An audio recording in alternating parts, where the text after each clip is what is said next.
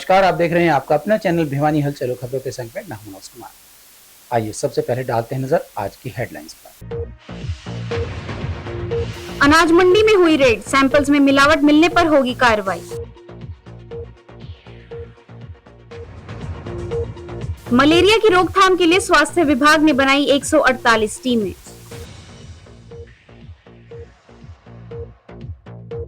पहलगाम घटना के विरोध में वकीलों ने निकाला मशाल जुलूस।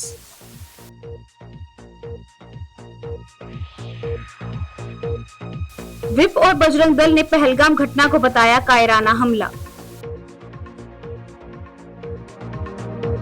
यंग राइटर्स एडिटोरियल क्लब के माध्यम से बच्चों की लेखन क्षमता का होगा विकास, कहा अनिल गौड़ ने। भिवानी की चारा मंडी के ब्लाइंड मर्डर केस को पुलिस ने सुलझाया, 2 आरोपी गिरफ्तार।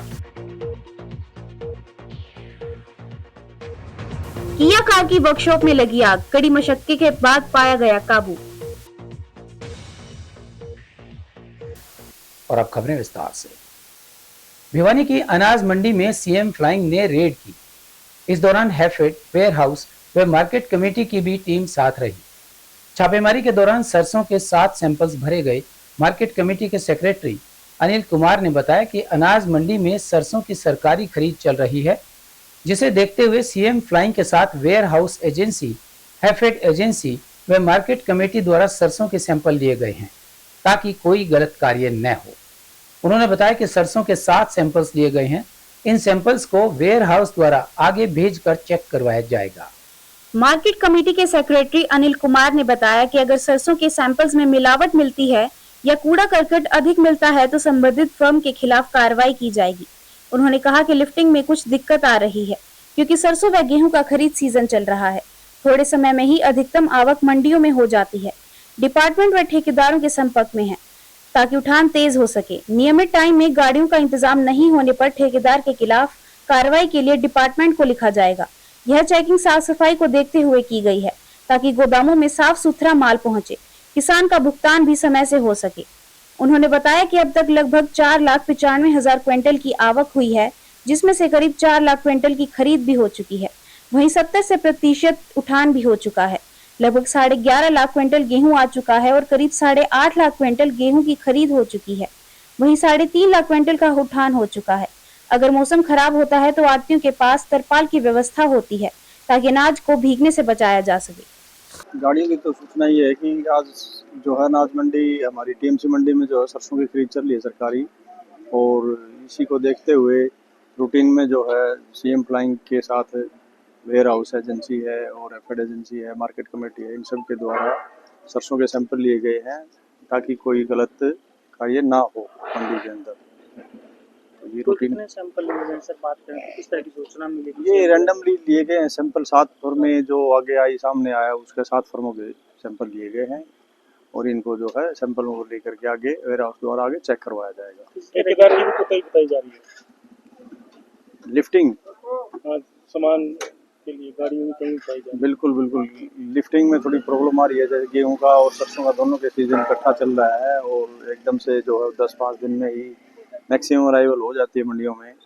तो हम टाइप में हैं सरकार के, इसके डिपार्टमेंट के, और ठेकेदार से भी सुबह तक गाड़ियों का इंतजाम के लिए बोला गया है। अगर नियमित टाइम में गाड़ियों का इंतजाम नहीं होगा तो क्या कार्रवाई? तो ठेकेदार के खिलाफ कार्रवाई के लिए लिखा जाएगा प्रशासन को। सैंपल कहाँ भेजे जाएंगे सर, अगर बात करें तो? सैंपल ये वेयर हाउस के द्वारा उनकी लैब, जो भी निर्धारित लैब है, उसमें भेजे जाएंगे। तो आज कौन सी इसमें सीएम फ्लाइंग के नेतृत्व में जो है market committee, warehouse agency और फेड एजेंसी के द्वारा ये चेकिंग की गई थी। कमियों के अंदर जैसे अगर कोई कमियां पाई जाती हैं तो अगर निर्धारित से अगर ज़्यादा उसमें अगर मिलावट होती है या कोई भी कूड़ा करकट मिलता है तो संबंधित फर्म के खिलाफ लाइसेंस की कंडीशन के तहत कार्रवाई की जाएगी। और किस तरह की शिकायतें मिल रही थी सर जो आज जो कार्रवाई की गई उसको लेकर? ये रूटीन में चेकिंग की गई है जी, सफाई की व्यवस्था को बनाए रखने के लिए, ताकि साफ सुथरा माल जो है सरकार के गोदामों में जा सके और किसान की पेमेंट टाइम से हो सके। तो ये सब इसको देखते हुए रूटीन की चेकिंग की गई।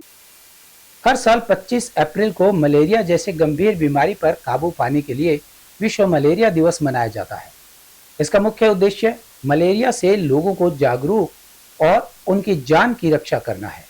इसी कड़ी के विश्व मलेरिया दिवस के मौके पर स्वास्थ्य विभाग द्वारा विश्व मलेरिया दिवस मनाया गया। स्कूली बच्चों ने मलेरिया से बचाव के संदेश के साथ साथ शहर में जागरूकता रैली निकाली। सिविल सर्जन डॉक्टर रघुवीर सांडिल्य ने रैली को हरी झंडी दिखाकर रवाना किया। उन्होंने बताया कि अभी भिवानी जिले में एक भी डेंगू और मलेरिया का केस नहीं आया है, लेकिन स्वास्थ्य विभाग पूरी तरह से अलर्ट होकर कार्य कर रहा है। सिविल सर्जन डॉक्टर रघुवीर शांडिल्य ने कहा कि विश्व मलेरिया दिवस पर स्कूली बच्चों के द्वारा जागरूकता रैली निकाली गई है, जिसमें शहर के मुख्य चौक और चौराहों से होते हुए जागरूकता रैली निकाली गई। रैली का मुख्य उद्देश्य लोगों को मलेरिया, चिकनगुनिया से बचाव के लिए जागरूक करना था।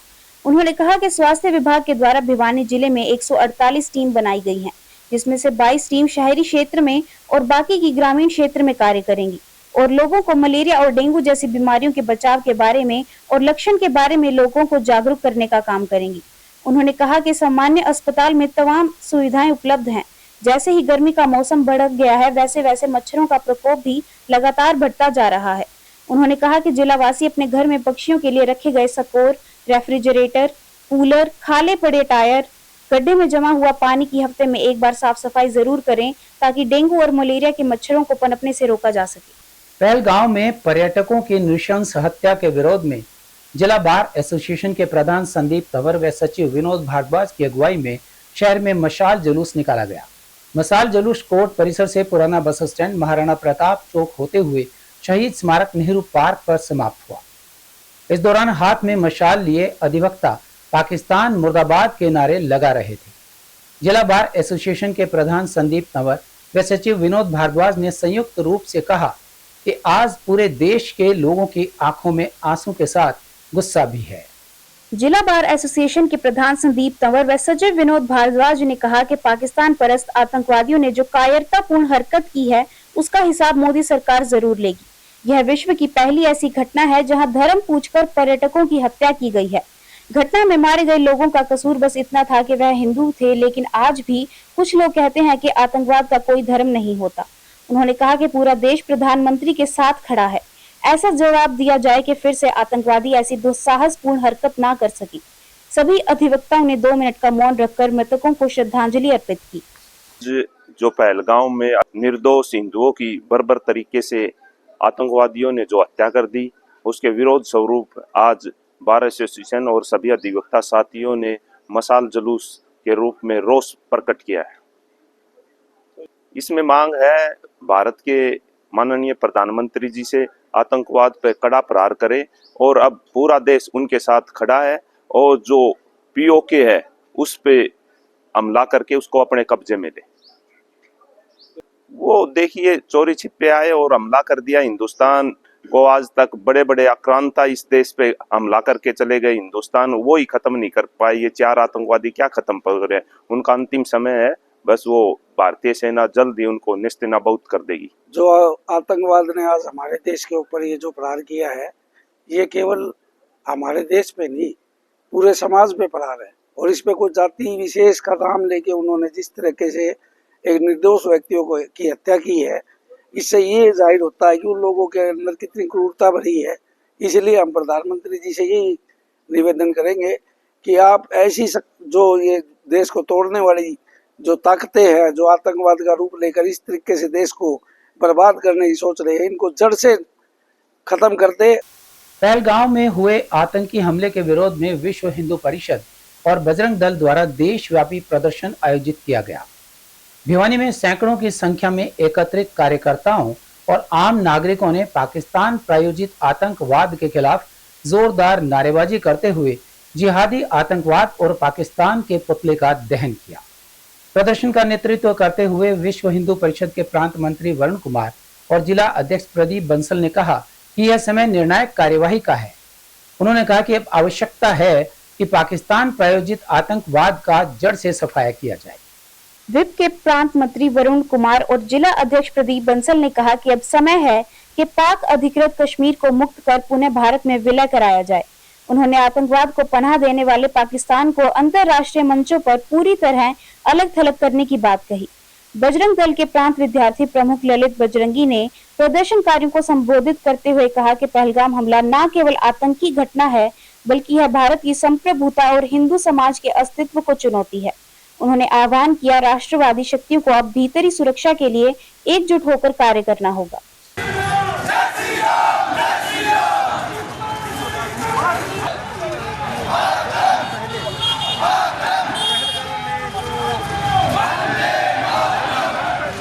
के अंदर बड़ी संख्या में हिंदू समाज इकट्ठा हुआ, विरोध प्रदर्शन किया, मसाल यात्रा निकालने की।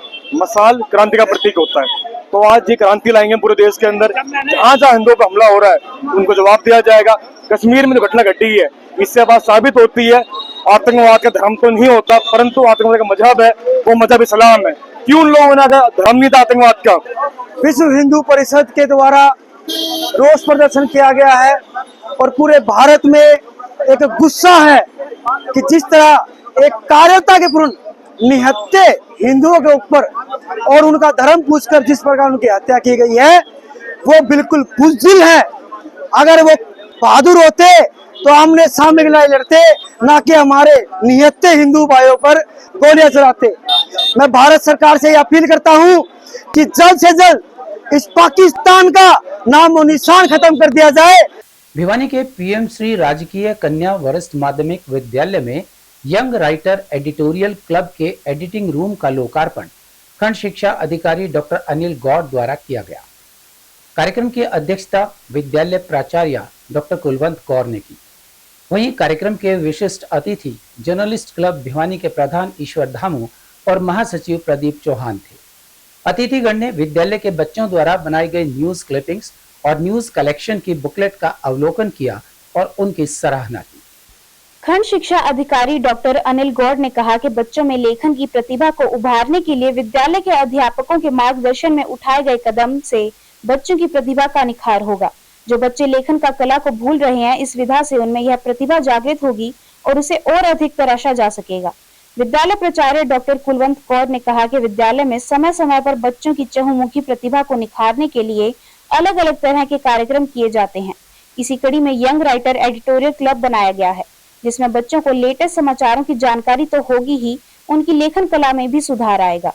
वहीं अतिथिगणों ने खंड शिक्षा अधिकारी के साथ विद्यालय के रीडिंग रूम का भी दौरा किया और बच्चों के लिए वहां रखी गई कॉम्पिटिटिव बुक्स की काफी सराहना की। प्राचार्य ने बताया कि समय समय पर बच्चों की यह किताबें इशू की जाती हैं ताकि वह अपने आप को अपडेट रख सकें। वहीं इस मौके पर पहलगाम में हुई नृशंस हत्याओं के चलते मृतकों की आत्मा की शांति के लिए श्रद्धांजलि अर्पित की गई और 2 मिनट का मौन भी रखा गया। यंग राइटर एडिटोरियल क्लब, इसकी स्थापना विद्यालय में हुई है। विश्वविद्यालय स्तर पे तो ऐसे कक्ष, ऐसे लेखन के केंद्र हमने देखे हैं। विद्यालय स्तर पे ये सब मनोज जी की और आप लोगों की मेहरबानी है। ये बच्चों की प्रतिभा का इसमें निकास होगा, विकास होगा और बच्चे जो है बहुमुखी प्रतिभा के होकर आगे बढ़ेंगे। इन सबको साधुवाद है, बधाई है, बहुत बढ़िया। ये इसमें स्वयं के अंदर जो टैलेंट होता है वो निकल के बाहर आता है। आज हमने इसका लोकार्पण का कार्यक्रम था और इसमें हमारे जो नन्हे मुन्ने नवांकुर है बच्चे हैं, उन्होंने नैसर्गिक प्रतिभा के रूप में अपनी प्रतिभा का आकलन करने के लिए वो आगे आएंगे और निश्चित रूप से भिवानी जनपद को आज नहीं, आज से 10 साल बाद आप देखेंगे बहुत बेनिफिट इस चीज़ का होगा। लेखन का विकास होगा, उनकी प्रतिभा का विकास होगा और जो चीज़ लेखन से आगे बढ़ती है वो सारे एलिमेंट्स तत्व जो है उनमें निश्चित रूप से आगे आएंगे। सभी आज हमारे विद्यालय PM Shri government girls senior secondary school Bhiwani में एडिटोरियल क्लब की स्थापना तो इस वर्ष जनवरी में ही हो चुकी थी, लेकिन बच्चों के बैठने के लिए और उनके राइट अप्स लेने के लिए एक कक्ष की आवश्यकता थी, जो विद्यालय स्तर पर तैयार करवाया गया है। इसमें बच्चे बैठ के अपनी पत्रकारिता के जो गुर हैं वो सीखेंगे और देश को आगे बढ़ाएंगे। पर हमारे खंड शिक्षा अधिकारी श्री अनिल गौड़ जी ने और श्री धामू जी ने इस कक्ष का उद्घाटन किया। इनका हम विद्यालय में पधारने पर बहुत आभार व्यक्त करते हैं और इन्होंने बच्चों को बहुत अच्छे शिक्षाप्रद चीजें बताई हैं। इस चीज के लिए भी हम विद्यालय की तरफ से धन्यवाद करते हैं। भिवानी की चारा मंडी के गेट पर मृत मिले युवक के ब्लाइंड मर्डर केस की गुत्थी सुलझ गई है। हत्या के 2 आरोपियों को पुलिस ने गिरफ्तार कर लिया है। पुलिस पूछताछ में सामने आया है कि आरोपियों ने शराब पीने के दौरान हुए झगड़े के कारण हत्या कर दी। वहीं मृतक को रात भर अपने ऑफिस पर रखा और मारपीट करते रहे। इसके बाद चारा मंडी के गेट पर फेंक दिया। सिटी थाना प्रभारी सत्यनारायण ने बताया कि प्रारंभिक पूछताछ में सामने आया है कि आरोपियों ने लकड़ी के डंडे व लात घूंसों के साथ सलमान खान पर हमला किया था। सिटी थाना प्रभारी सत्यनारायण ने बताया कि 22 अप्रैल को भिवानी के गांव कैरू हाल डाबल कॉलोनी निवासी सलमान का शव चारा मंडी के गेट पर पड़ा हुआ था। प्राथमिक जांच के अनुसार उसकी पीट कर हत्या की हुई थी, जिसके बाद मृतक के पिता ईद मोहम्मद की शिकायत पर मर्डर का केस दर्ज किया गया। वहीं इस केस में कार्रवाई करते हुए पुलिस ने 2 आरोपियों को गिरफ्तार किया है, जिनकी पहचान भिवानी की डाबर कॉलोनी निवासी जोनी व अभिषेक के रूप में हुई है, जिन्होंने सलमान के साथ मारपीट की थी और जिसके कारण उसकी मौत हो गई। थाना प्रभारी ने बताया कि फिलहाल 2 आरोपी गिरफ्तार किए गए हैं, वहीं 5-6 अन्य आरोपी भी शामिल होने की संभावना है। शुरुआत में मृतक सलमान उसके साथ नरेंद्र व सन्नी बैठकर शराब पी रहे थे। इसके बाद जोनी वहां पर आया और उनके साथ शराब पीना शुरू कर दिया। उसके बाद सलमान व जोनी का झगड़ा हुआ, जिस पर जोनी ने अपने साथियों को बुलाकर इस घटना को अंजाम दिया। आरोपियों ने नशे की हालत में मारपीट की। ज्यादा चोट लगने के कारण सलमान की मौत हो गई। वहीं आरोपी मृतक के पड़ोस के ही रहने वाले थे। अभी तक की पूछताछ में सामने आया है कि आरोपियों का पहले सलमान के साथ कोई झगड़ा नहीं था। वहीं आरोपी अभिषेक के खिलाफ आर्म्स एक्ट के तहत केस भी दर्ज है।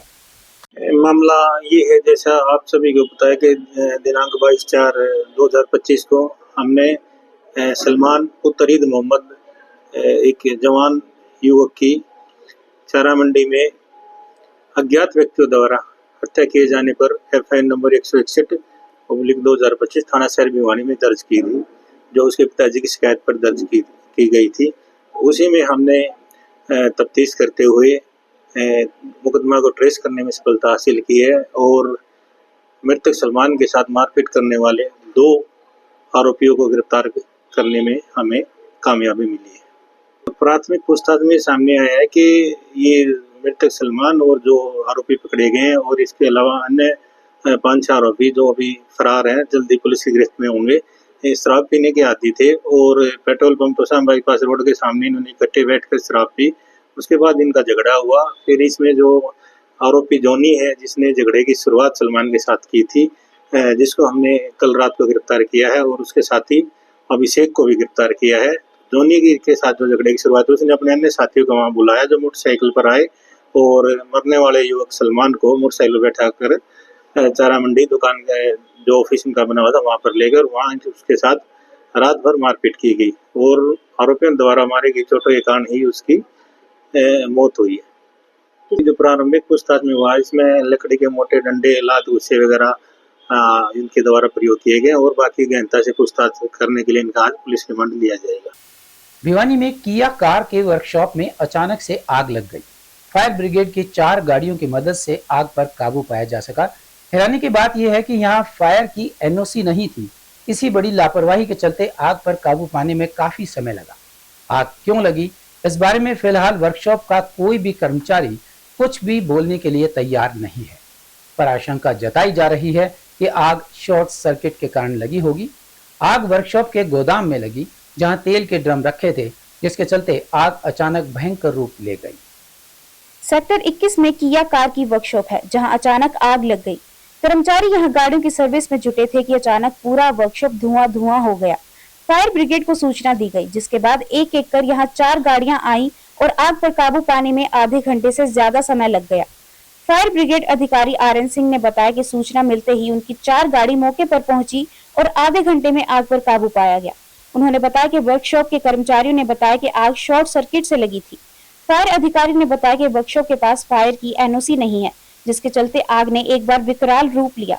उन्होंने कहा कि फायर सेफ्टी के उचित उपकरण व प्रबंध होते तो आग पर शुरुआती दौर में ही काबू पाया जा सकता था। 4 बजे हमें सूचना मिली कि जो सेक्टर 21 में प्लॉट नंबर 19 है, उसमें किया कंपनी का जो वर्कशॉप है उसमें आग लगी है।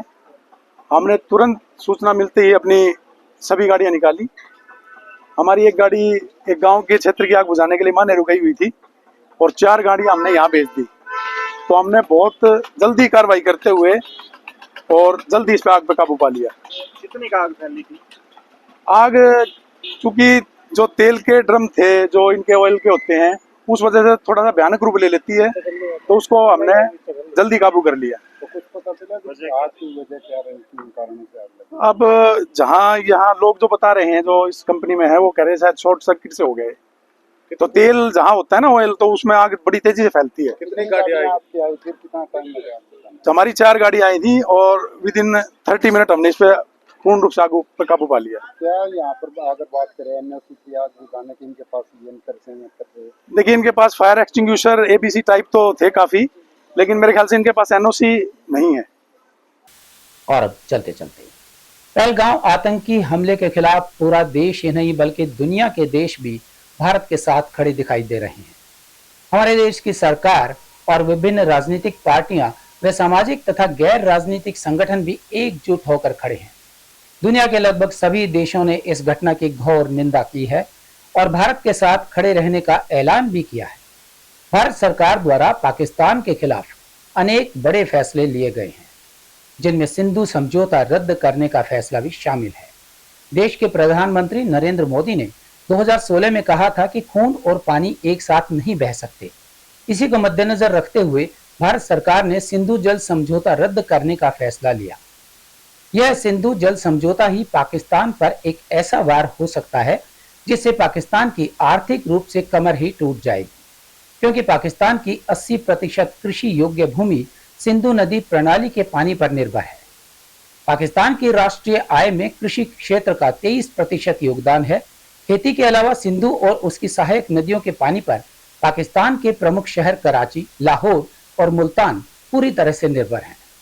सिंधु समझौते के रद्द होने से पाकिस्तान की सारी जलापूर्ति पूरी तरह से रुक जाएगी और अशांति फैल जाएगी। इसके साथ साथ बिजली उत्पादन तक ठप हो जाएगा। अगर यह समझौता पूरी तरह से रद्द होता है तो उत्तर भारत के पंजाब, जम्मू कश्मीर और हरियाणा को लाभ मिलेगा। जल मामलों के विशेषज्ञों का मानना है कि अगर भारत यह समझौता रद्द कर देता है तो जम्मू कश्मीर में इन पर बांध बनाने में कोई दिक्कत नहीं आएगी। और अब जाने से पहले एक नजर आज की हेडलाइंस पर। अनाज मंडी में हुई रेड, सैंपल्स में मिलावट मिलने पर होगी कार्रवाई। मलेरिया की रोकथाम के लिए स्वास्थ्य विभाग ने बनाई 148 टीमें।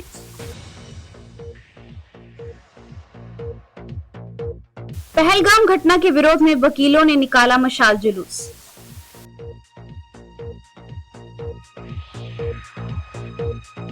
विप और बजरंग दल ने पहलगाम घटना को बताया कायराना हमला।